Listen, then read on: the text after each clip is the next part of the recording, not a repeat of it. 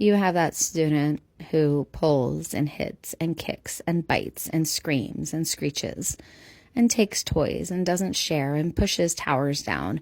And it makes all the kids so mad, and it makes you feel like you want to pull your hair out because everything you do doesn't affect them whatsoever.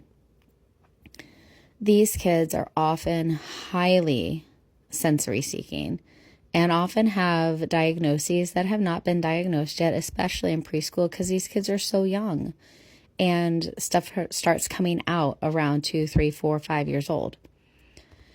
A lot of the times the parents don't catch it because they don't see it. You know, for a preschool teacher, you see the spectrum of what kids are able to do. And when you have a kid that's outside of what you expect, it's easy for us teachers to notice there's something going on. For a parent, they don't have that perspective that we do. And as a parent, your kid is who they are. And it's not abnormal because that's just who my kid is. So it's really difficult in preschool, especially when you have kids that need a diagnosis but are not diagnosed yet or have not started the process.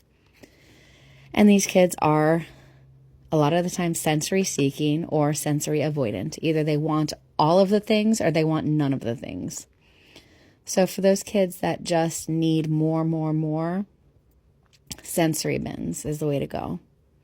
These are 2-year-olds.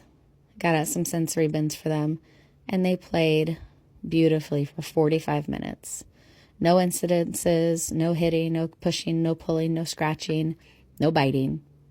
And they played, and every interaction they had with each other was a chance to learn, to say, can I share with you? Can I play with you?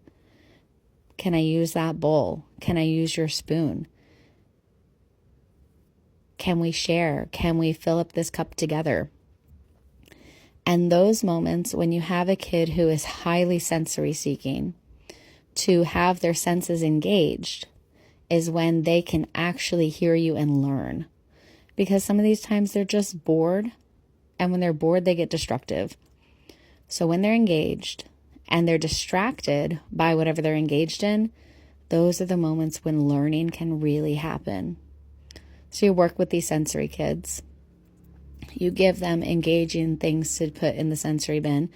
This, I put leaves, I put sand, I put crumbled up chocolate cookies. Literally anything you can think of that's taste safe. Throw in the sensory bin. And that's when you sit with them, and that's how you teach them how to share, how to be kind, and how to work with each other. Because you're not going to teach these kids how to share in the heat of a moment when they're yelling and screaming at each other. You are going to teach them when you're sitting down with them, pretending to make spicy soup, and a friend wants a turn, and you say, oh, tell your friend, please wait.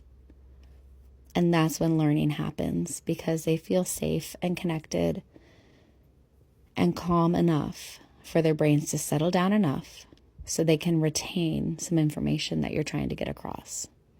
Don't give up on these kids.